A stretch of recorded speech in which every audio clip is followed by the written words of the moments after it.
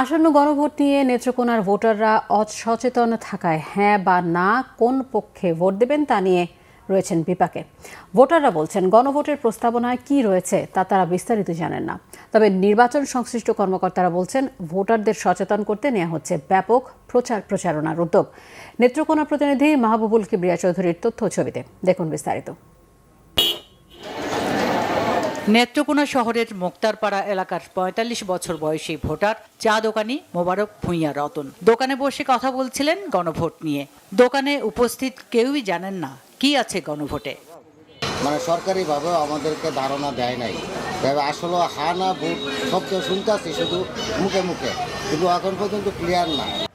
জেলায় ভোটার সংখ্যা ২০,৪৪,৭৩১ জন। ভোটারদের সিংহভাগেই মোবারক ভূঁইয়ার মতোই কেন গণভোট সেই সম্পর্কে কিছুই জানেন না। কেউ গিয়ে গণভোট সম্পর্কে এতটুকু ধারণাও দেয়নি বলে অভিযোগ তাদের। এই গণভোটটা নিয়ে জনগণ সচেতন নয় এবং কি কারণে তারা ভোটটা দিবে এটা তারা জানতে পারছে না। তবে নির্বাচন কমিশন সহ সরকারের প্রচারণায় গণভোট বিষয়ে কোনো ভোটার সচেতনও হচ্ছেন। ভোটারদের সচেতন করতে ব্যাপকভাবে প্রচারণা চালানোর তাগিদ দিয়েছেন ভোটাররা। 34টি বিষয়ে সংস্কার করব, তবে 34টি বিষয় তো আমাদের জানা নাই। কোন 34টি বিষয় যে সংস্কার করব, সরকার আমাদেরকে এটা ক্লিয়ার করা উচিত। ভাবতেছি বলতে এখনো যে প্রচার চলতেছে, এই প্রচার যদি মনে করি যে ভালো হয়, যেটা ভালো হয় আমরা এটাতেই ভোট দেব।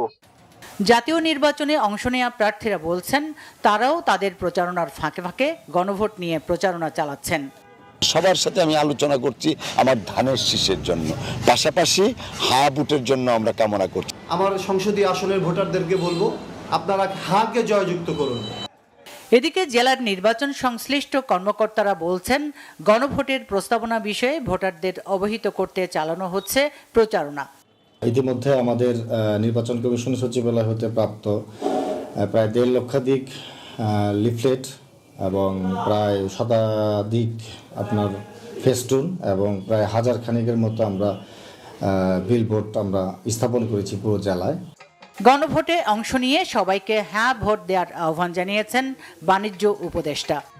আমাদের ঐক্যর যে দলিল সেটা হচ্ছে আমাদের সংবিধানের সংস্কার। এই সংস্কারে সকলে অংশগ্রহণ করুন।